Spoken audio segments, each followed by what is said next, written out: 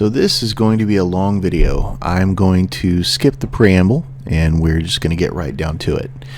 So the castle is huge, and when it is all together, it is amazing looking. Now, as you can see here, in the step one, the stone pattern goes on the inside of the walls. Now, what you're doing here is you're building a basement. Now, what I've done is I've taken a little bit of broken sprue and I used that to line up the walls, and then while the walls were still somewhat drying, I made sure the glue was a little sticky. I put down the side railings here, the decoration on the inside. Now, for this part, it does lean outward a little bit, so what you're going to want to do is you just have to line it up properly, put a little bit of glue on there, and what I did is I actually put a little bit of glue on the outside, as you can see, and then I went back and I actually did a little bit of glue on the tops as well. Now this is all just to make sure that it holds together well. And as you can see, now you have the stonework on the inside and the stonework on the outside, so you now have a playable basement. And of course my rubber band trick won't work because I didn't have one big enough.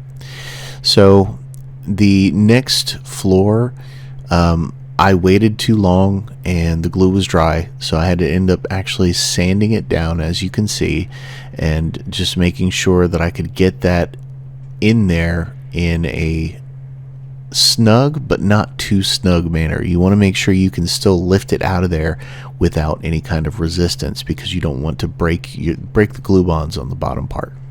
And then of course we use the Sharpie trick to make everything look sanguine again, to kind of put everything back in line the way it used to be, the way it should be. I did end up having to trim a little bit. As you can see, that's normal, that happens. You just you can't always get 100% line up on these cuts. So when gluing this down, just line it up like you would any other wall, any other project, whatnot. Use the glue trick to the wet brush to kind of get the glue into the crevices and get everything a little bit moist.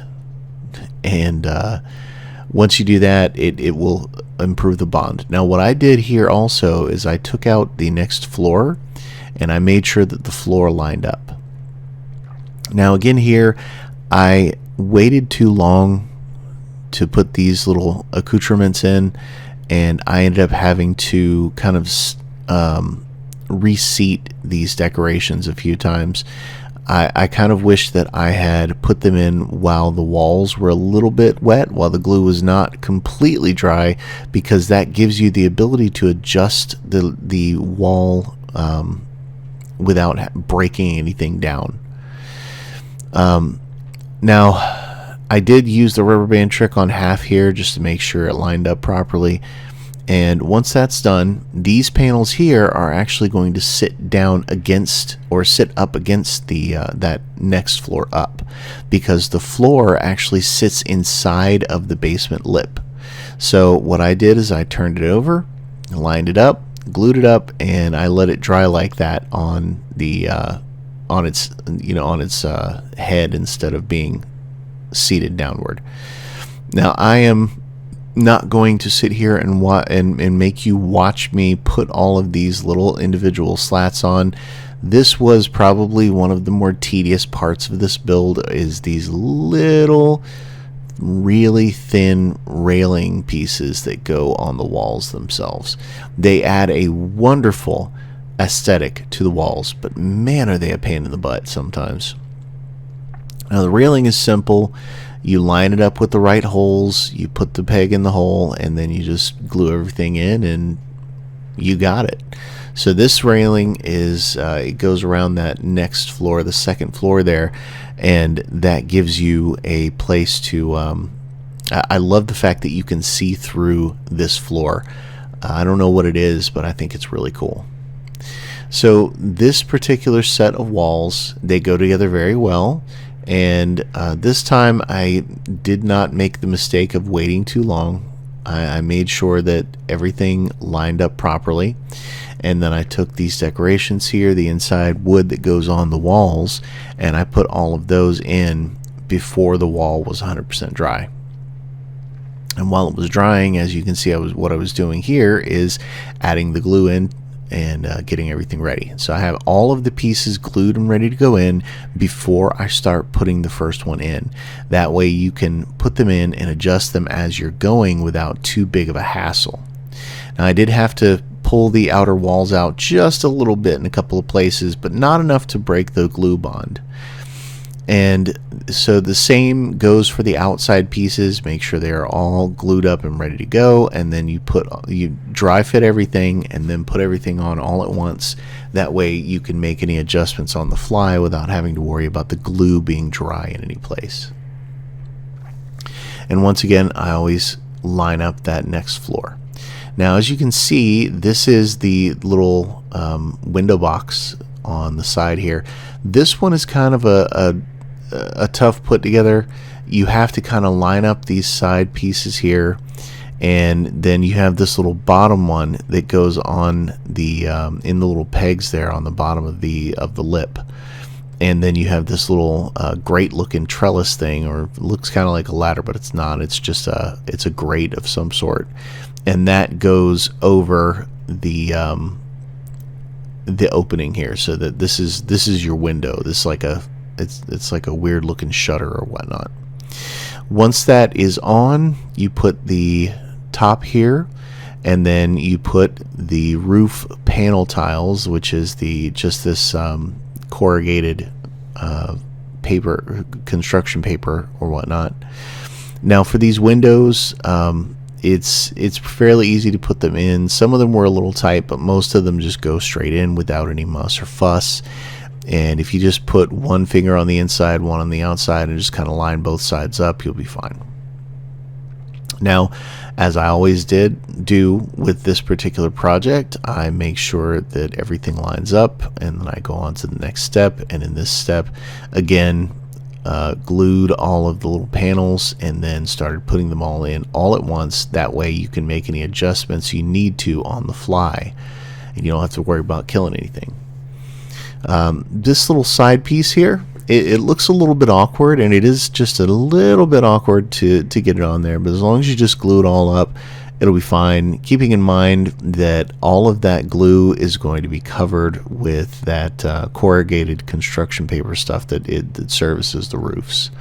So you don't have to worry about any of that. Now, each of these roof panels, you have to bend them a little bit before you try and stick them on.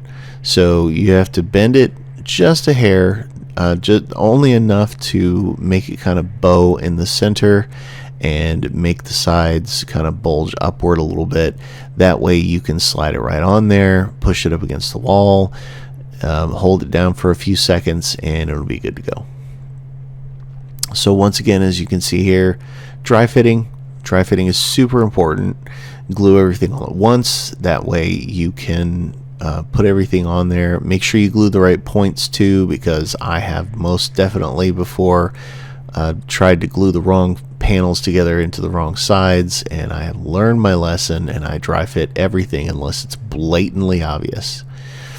So as you can see here, everything lines up properly, and we have those two triangle openings, which is where the dormers will go. Now each of these little panels here, once again, it's the same as the others. You glue them all and put them in together. That way you won't have any issues. And this particular part of the building is small enough that I can use the rubber band trick along with the floor trick to make sure everything lines up properly and is tight. So this level again is a level that you will be able to remove and play in, and you should always treat it as such. Make sure you don't glue the wrong things down. Now this particular setup was a little bit awkward, trying to line everything up, get it properly stood up and not wobbly or leaning in any way. And Then you put on the little accoutrements here and you throw the roof on there, and it ends up looking really good. I love these roof sections. I love the way they look. They are kind of a pain in the butt, but you know, as you can see, you have these little rhomboid looking pieces here that go on the sides. Now, I did kind of slather those slats in glue, maybe a little too much, but I just wanted to make sure that we had good adhesion with this, because I don't want those paper roof tiles getting ripped or falling off or whatnot. And this is an in progress shot. Okay, so we're almost done. So this particular part of the castle is the ruined section, and then we have that top floor. Now this top floor is non-playable, so you will have no issues just gluing it all together, gluing the top, gluing the bottom, and you're good to go. All you got to do is just, that's it. It's just that simple.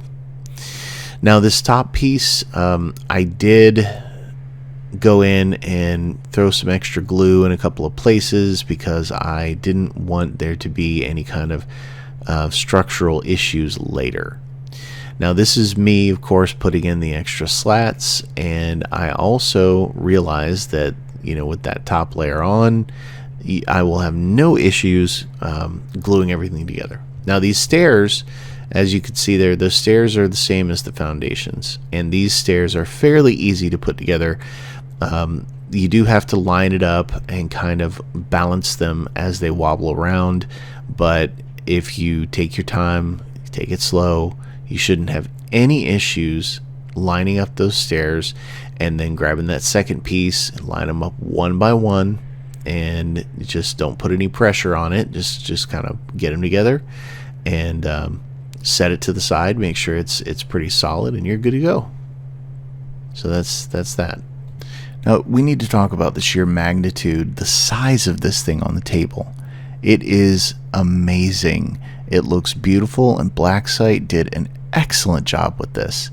I have to hand it to him. So anyway, that's the assembly instructions, and man, what a bear. But thank you for watching, and we will definitely see you on the next video.